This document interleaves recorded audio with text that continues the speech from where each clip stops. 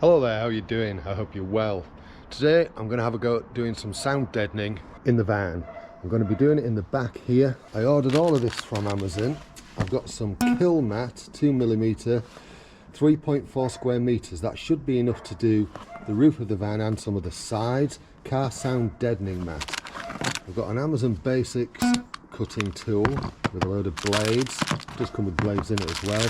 That's a roller to roll the mat on.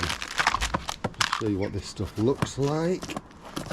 This comes with a set of instructions, and basically these are sheets with a sticky side to them, and what you do is you stick them on and then you roll all these little bumps out using the aforementioned roller. I do also have a couple of pairs of scissors with me to help me with the cutting process. I've got quite a bit of stuff in here at the moment.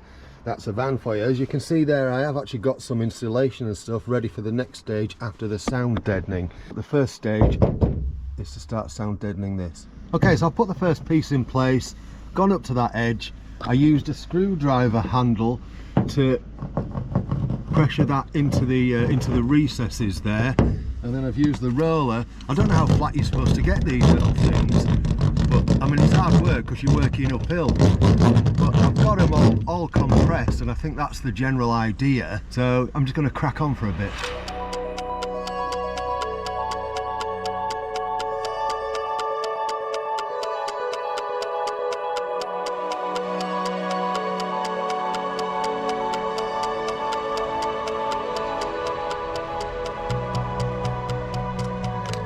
I've got one kind of side to side done here. Quite fortunately, on this side, it just needed a little bit trimming off to make pretty much a perfect fit into that. So let's get this side done.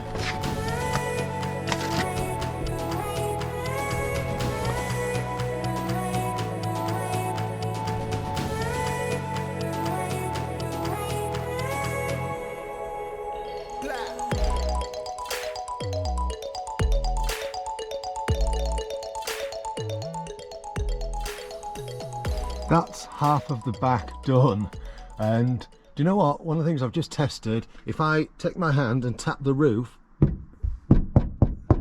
right, so that's where I've got the sound deadener on. If I now tap the back panel where there's no deadener, amazingly different.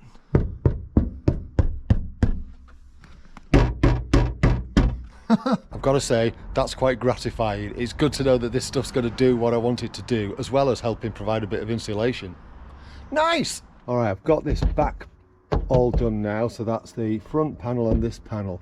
What I have noticed is, if I just move the camera around here, right, if I tap the top of the van just where it's not covered, so just behind it, and then move onto it, there's a very significant difference.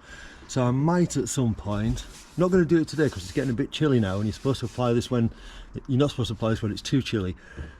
So I might apply a bit more of it onto here, and the same onto that centre bulkhead there, that central support. But for the time being, it's going to be quite interesting to see what it's like driving around now I've got that on.